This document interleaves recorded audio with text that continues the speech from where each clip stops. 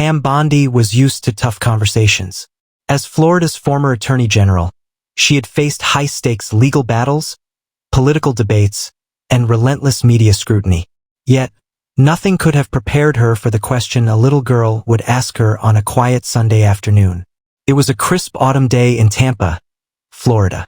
The sun cast golden hues across the city, and the air carried the faint scent of salt from the nearby bay. Pam had just finished a community event, a charity fundraiser for families in need, and decided to stop by a local park for a moment of peace. She walked along the paved path, nodding at passersby, and sat down on a wooden bench beneath a large oak tree. As she gazed at the children playing nearby, her thoughts wandered. Her faith had always been a pillar in her life, guiding her through challenges. Yet in the midst of political life, she often found herself questioning how best to express that faith in public service. She had always believed in justice, but the world was complex, and the weight of decisions she had made over the years sometimes pressed heavily upon her soul. "Excuse me, are you Pam Bondi?" The voice was small, hesitant.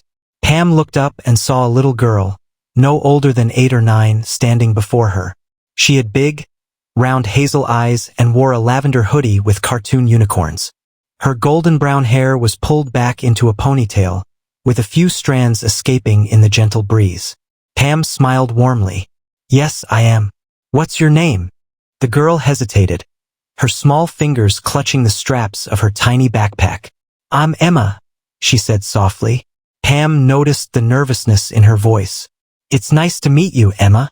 Do you need help with something?" Emma glanced around as if making sure no one else was listening, then shuffled her feet. "Can I ask you a question?" "Of course," Pam replied, intrigued by the girl's seriousness. Emma took a deep breath, her voice barely above a whisper. "Do you think God still listens to us?" Pam felt a chill despite the warm afternoon sun. This was not the question she had expected. It wasn't about politics, law, or even something lighthearted.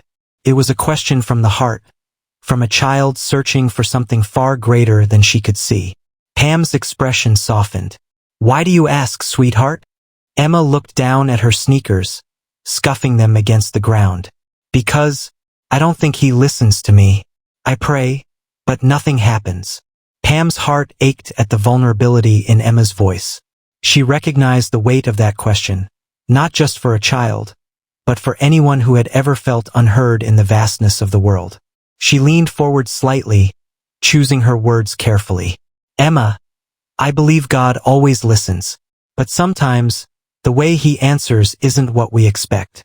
Emma looked up, her hazel eyes filled with unshed tears.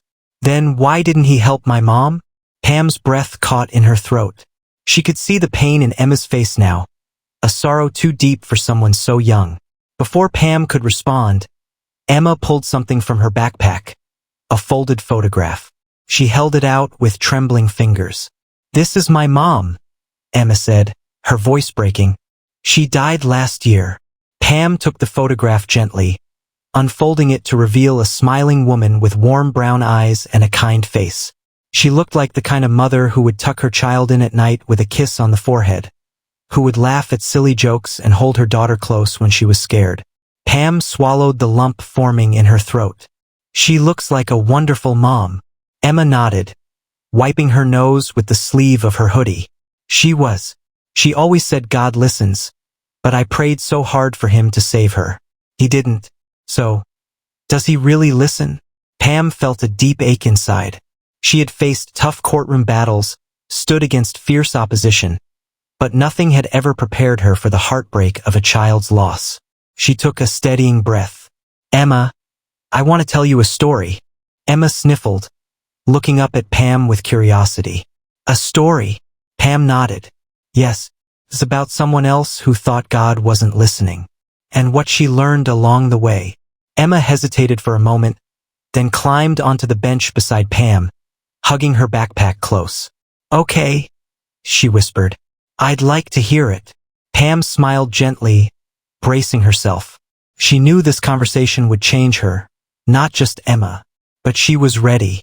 And so, with the sun dipping lower in the sky, she began. Pam took a deep breath, gathering her thoughts. Emma sat beside her on the park bench, clutching her backpack like it was a lifeline. The weight of the child's question pressed on Pam's heart. She had spent years arguing cases, crafting legal strategies, and standing firm in public debates. But nothing felt as crucial as the words she would say next. When I was a little girl, Pam began, her voice gentle, I had a friend named Sarah. We were the same age, about 8 or 9, just like you. Emma looked up, her eyes still shimmering with unshed tears. What happened to her? Pam exhaled softly. Sarah's father was a fisherman, and one day, a big storm hit while he was out at sea. The waves were so high, and the wind was so strong, that his boat got lost. The rescue teams searched for days, but they couldn't find him. Emma swallowed hard. Did they ever find him? Pam shook her head. No. He never came back. Emma's small hands gripped her backpack tighter. That's really sad. Pam nodded. It was. And Sarah, she was just like you. She prayed every night, asking God to bring her dad home. But he never did. And Sarah started to believe that maybe God wasn't listening. Emma's voice was barely a whisper. That's how I feel. Pam reached for Emma's hand and held it gently. Sarah was angry. She felt lost just like you. She told me once that if God really loved her, he wouldn't have let her dad disappear. And you know what? Emma shook her head. Pam continued, I didn't know what to say. I was just a kid too. But I remember my grandma telling me something that stuck with me forever. She said, sometimes, God's love isn't in what he takes away. It's in what he gives us to hold on to. Emma's brows furrowed. What does that mean? Pam smiled softly. It means that even when we don't understand why things happen, God is still there, giving us people to help us through. Sarah lost her dad, but do you know what happened after? Emma shook her head, hanging on to every word. Her uncle moved in to help take care of her and her mom. Her neighbors started bringing them meals. And Sarah, even though she was sad, realized that God hadn't abandoned her. He had surrounded her with people who loved her. He answered her prayers in a different way. Emma was quiet for a long time, staring at the photo of her mother. But it's not the same, she finally said. Pam squeezed her hand. No, it's not. And it's okay to be sad, Emma. Even Jesus cried when he lost someone he loved. But just because we don't hear God the way we want to doesn't mean he isn't speaking to us. Emma blinked. How does he speak? Pam gestured to the park around them. In little ways. In the kindness of people. In the love of friends and family. Even in strangers who sit on park benches and listen. Emma gave a small, hesitant smile for the first time. Like you. Pam felt a lump rise in her throat. She hadn't expected this conversation. Hadn't expected to feel so deeply moved by this little girl's pain. Yes, Pam said softly. Like me. Emma looked down at the photo again. I still miss her. Pam nodded. You always will. But that's love, Emma. It doesn't go away. And that's how you know God is still with you. Because love never disappears. Emma was silent, then whispered, I think I'd like to believe that. Pam smiled. Then hold on to it, sweetheart. And I promise, one day, you'll see how he's been listening all along. The sun had nearly set, casting a warm golden glow over the park. Emma took a deep breath and tucked the photograph back into her backpack. Thank you, she said, her voice stronger now. Pam felt her own eyes sting with tears. Thank you, Emma. As the little girl stood to leave, Pam watched her walk away, her steps a little lighter than before. And in that moment, Pam Bondi, who had spent her life seeking justice, standing firm in the face of opposition, realized that the most profound battles weren't fought in courtrooms.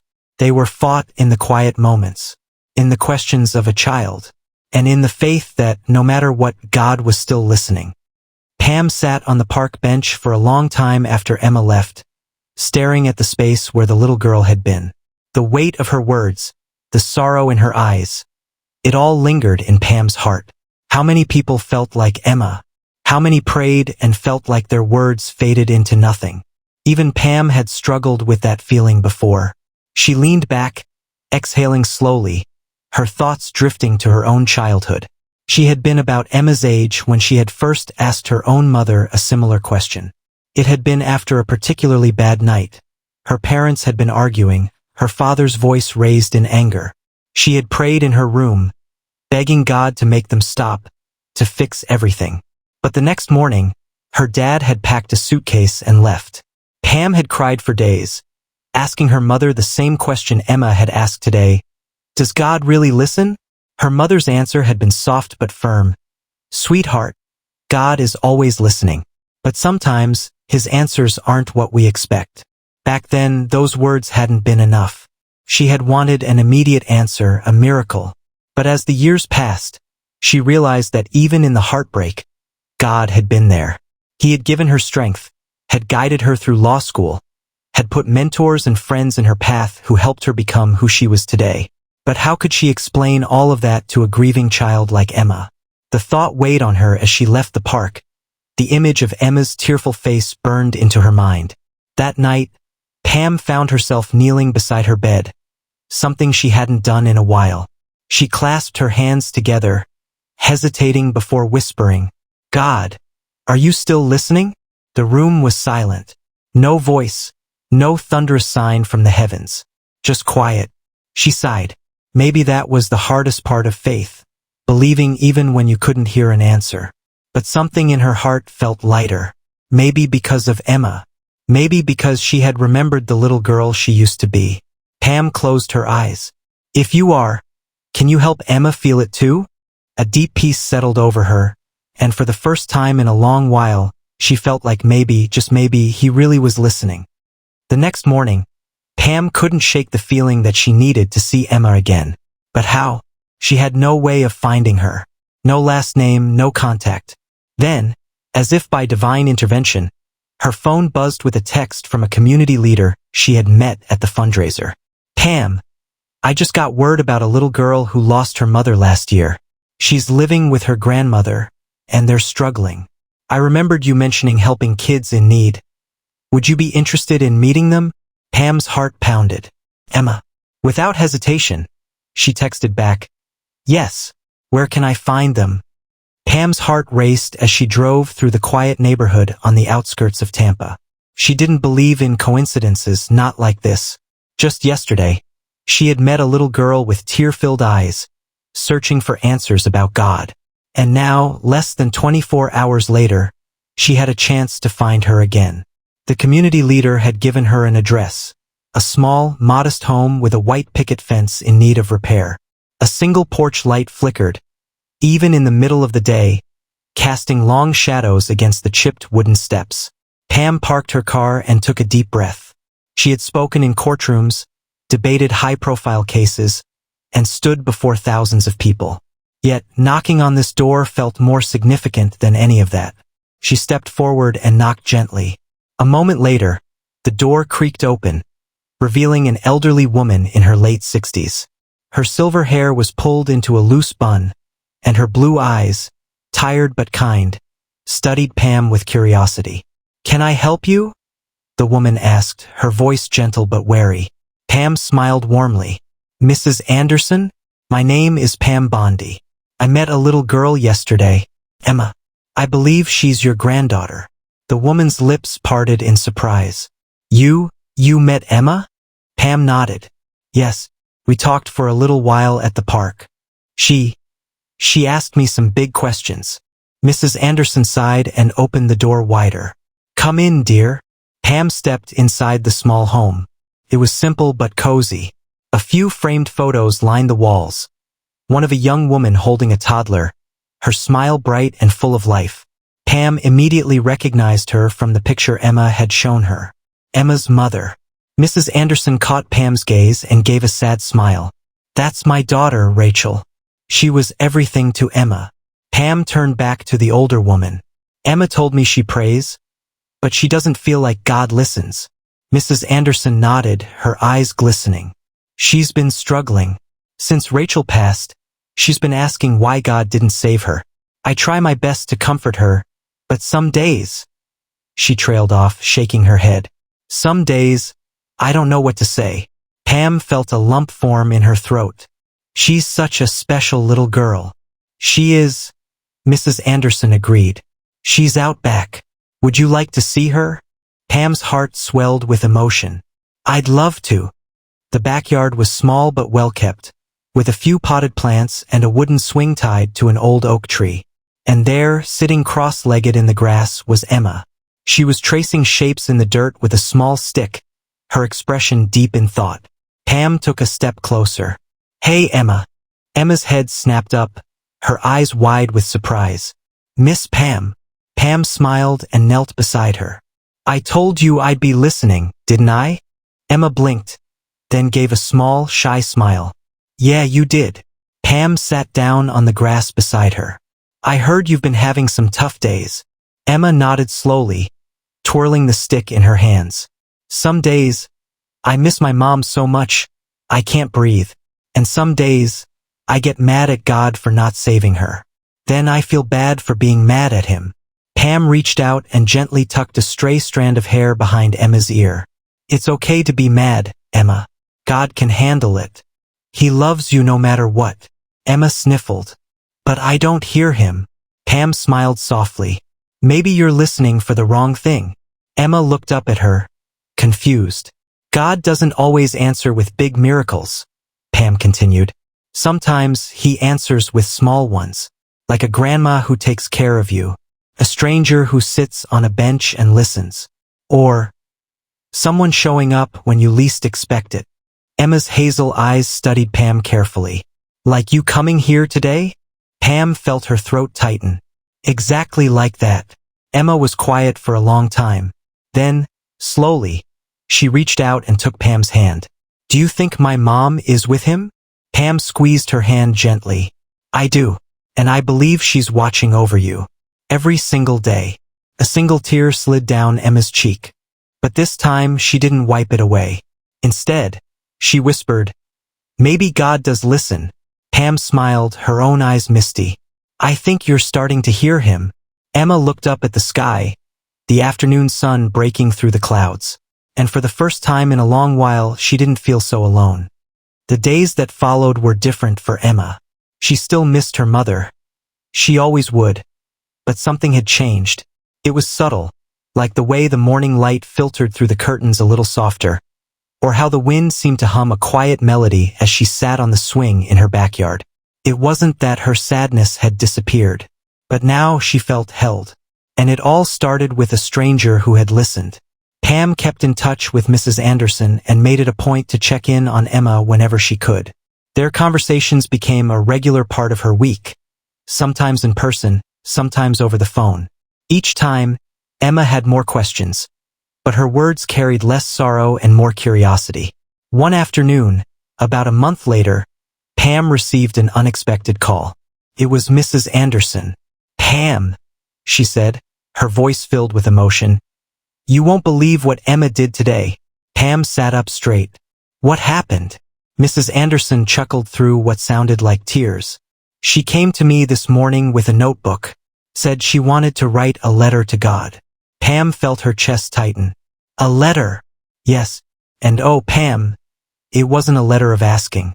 It wasn't a letter of sadness. She wrote to thank him. Pam's breath hitched. Mrs. Anderson continued. She thanked him for giving her a mother who loved her so much.